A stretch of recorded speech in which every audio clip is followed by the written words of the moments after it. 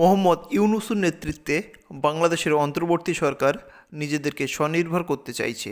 স্বনির্ভর হওয়ার জন্য তারা বন্ধু দেশ হিসেবে পাকিস্তানকে গণ্য করেছে। সম্প্রতি বুধবার পাকিস্তানের করাচি বন্দর থেকে পণ্য বোঝাই একটি জাহাজ বাংলাদেশের চট্টগ্রামে পৌঁছালো। 1971 সালের পর এই প্রথম কোনো পাকিস্তানি জাহাজ সরাসরি বাংলাদেশ বন্দরে এসে পৌঁছালো। কিন্তু পাকিস্তানের সাথে বাংলাদেশ সরকারের বাণিজ্য চুক্তি নিয়ে অনেকেই ভাবছেন এবারে বুঝি বাংলাদেশের উন্নতি চরম সীমায় পৌঁছবে। কিন্তু একটু গভীরভাবে চিন্তা করলে বুঝতে পারবেন এই চুক্তি আদতে বাংলাদেশের অর্থনীতিকে কতটা ক্ষতির মুখে ফেলবে। 2021 সালে বাংলাদেশ পাকিস্তান থেকে $813 মিলিয়ন মূল্যের পণ্য আমদানি করেছে। 2022 সালে $839 মিলিয়ন মূল্যের পণ্য আমদানি করেছে।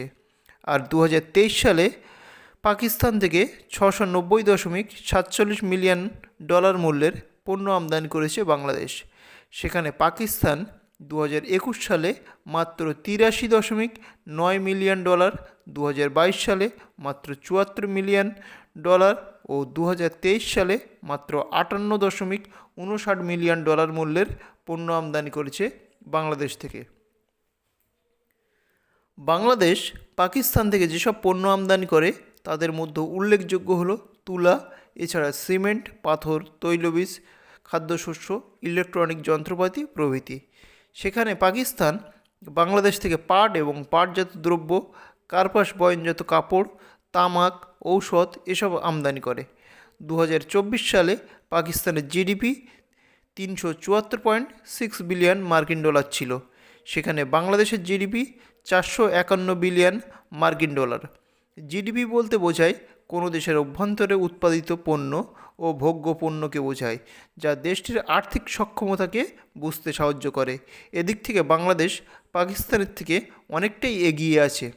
বাংলাদেশ গত 3 বছরে পাকিস্তান থেকে $2342 মিলিয়ন মূল্যের পণ্য আমদানি করেছে, যার কারণে পাকিস্তানের অর্থ সম্পদ বেড়েছে। সেখানে পাকিস্তান বাংলাদেশ থেকে গত 3 বছরে মাত্র $217 মিলিয়ন মূল্যের পণ্য আমদানি করেছে, যা বাংলাদেশের অর্থনীতিকে কোনোভাবেই উন্নতিতে সহায়তা করেনি।